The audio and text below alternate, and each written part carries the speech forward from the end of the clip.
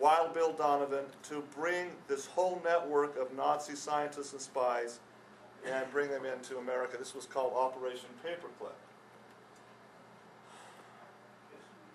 Most of these scientists, thank you, Henry Kissinger, one of those, yes, have been deeply involved in studying something called silent sound technology, which is military applications for mass mind control of the population. A key recruit to America was the infamous, quote, Angel of Death, known as Dr. Joseph Mengele. Mengele, these are some of his pictures taken in 1935. The experimentation he had perfected, he was given a new set of credentials. This is a picture of him in 1979.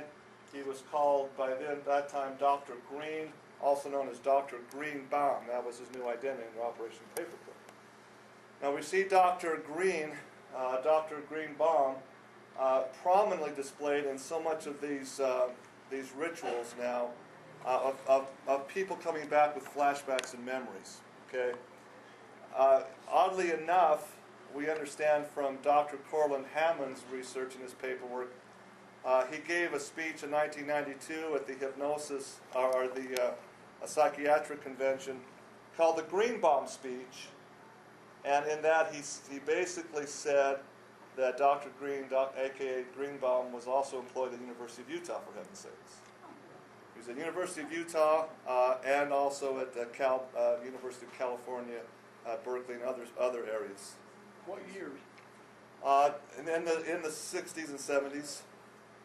He did a lot of moving around different universities. He was not in one place for a long time, but he was staffed. Okay, let's try and write your questions down. Let's kind of hold them. CIA in action. We have. This is Alan Dulles, the study of German mind control, continued under this man's reign in the late 50s with Eisenhower. Alan Dulles basically was the founder of the MK Ultra, the CIA Black Ops Covert Project. And under Alan Dulles, college students were recruited to participate in these mind-expanding experiments. Timothy Leary, the LSD experiments, all of these were primarily on the liberal college campuses. Berkeley was part of this, of course, but the Ivy League schools were also part of it. This human performance laboratories, expansion of the human mind. That's the cover for it. So now we see Alan Dulles is linked to the Bush family, the Ivy League Yale family of the Bush. This is all put out in the book Fortunate Son by an author named Hatfield. He documents there, and Professor Anthony Sutton is also showing this in his research. But we see how George Herbert Walker Bush and his father Prescott Bush provided the necessary funds to bring Hitler to power. In fact, Prescott Bush was convicted under the statute of the Trading with the Enemies Act. His assets were frozen for a while, but he never really served any time. It was a slap on the hand. There was such powerful interests behind the Operation Paperclip that he really didn't serve any problems. George Herbert Walker Bush, we remind you, was CIA chief in Dallas, Texas on November 22nd, 1963. Does that ring any bells to anybody? Right. And Kennedy had a strong agenda. He made no bones about it. He gave speeches, Columbia University and other places, where he said, "I will stop this insidious situation going on." And he drafted executive orders to limit the scope and power of Dulles and the CIA.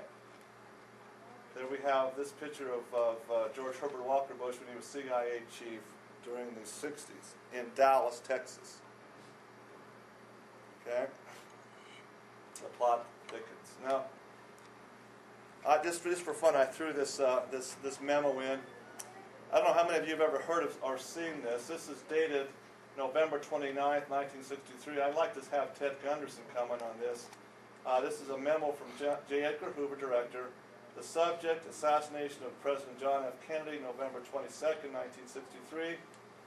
In anyway, we find out that there's a concern among the FBI and others that there will be another attack on Cuba by the anti-Castro Cuban exiles in Miami, Florida. Okay, he says here, this is what I want to draw attention to down, and this is all signed and notarized and signed off on by internal agents of the FBI. The substance of all this foregoing information was orally furnished to me by Mr. George Bush of the Central Intelligence Agency and Captain William Lovkins of the Defense Intelligence Agency, the DIA, when? On November 23rd, 1963. The day after the assassination, here we have Dallas CIA Chief George Herbert Walker Bush going up to have a special meeting with J. Edgar Hoover, and the subject of that meeting was the CIA was telling J. Edgar, don't blow the whistle on us. If you do, you'll end up like JFK. Now this memo shows that this is memorialized. It did happen. George Herbert Walker Bush has never been held accountable for this meeting, for what he did. But this is the smoking gun right here, okay? I have it in my documents. I'll be happy to email it to you, okay? I also, again, I'm going to go through this rather rapidly. In 1986, on July 7th, in the data files of an IBM copying machine, this is in the stored memory of this copying machine. It was a government INSCOM division, a surplus machine. It was registered to intelligence, defense intelligence, and INSCOM. There was a paper that was printed out. It was titled "Silent Weapons for a Quiet War: An Introductory Programming Manual for Operations Research Technical Manual." It was given to select people in defense intelligence agencies and the National Security Agency, the NSA. The document reads, quote, and this is, I have a copy of this in my files, "This publication marks the 25th anniversary of the Third World War, called the Quiet War, being conducted using subjective biological warfare, fought with silent weapons. This book contains an introductory description of this war, its strategies, and its weaponry." Paragraph number 74-1120. Again, this was dated 1979, ladies and gentlemen. In the Third World War, who is the war against? The Middle Easterners? We the people, the free people of the world. That's who this has been waged against.